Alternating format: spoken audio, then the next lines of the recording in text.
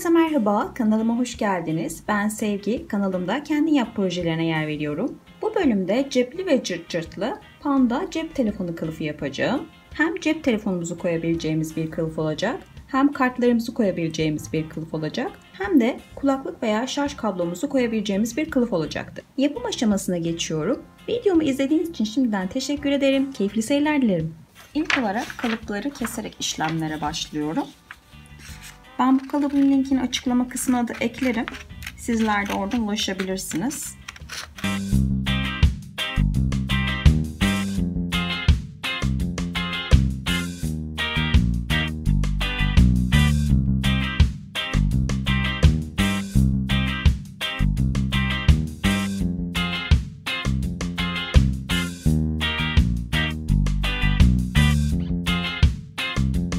Kalıplarımızı kesme işlemlerini tamamladık. Bakın üzerinde hangi parçadan kaç tane olması gerektiği de yazıyor.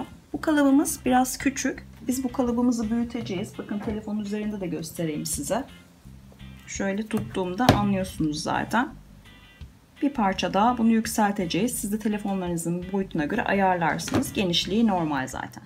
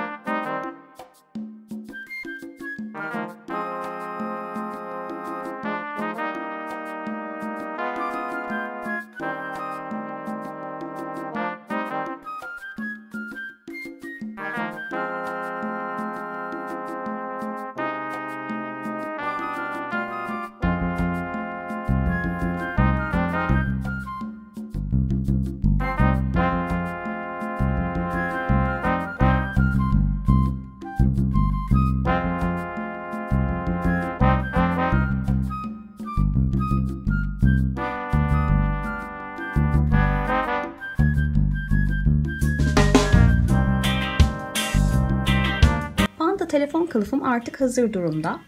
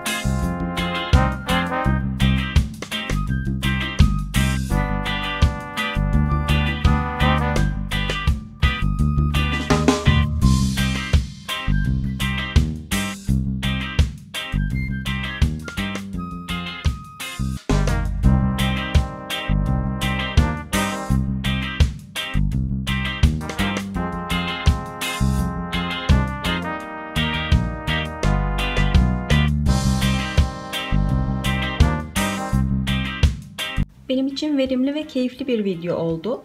Umarım sizler için de verimli bir video olmuştur ve sizlere ilham olabilmişimdir. Bir videonun daha sonuna geldik. Videomu izlediğiniz için hepinize teşekkür ederim. Bir sonraki videoda görüşmek üzere. Hoşça kalın, sağlıkla, mutlulukla kalın.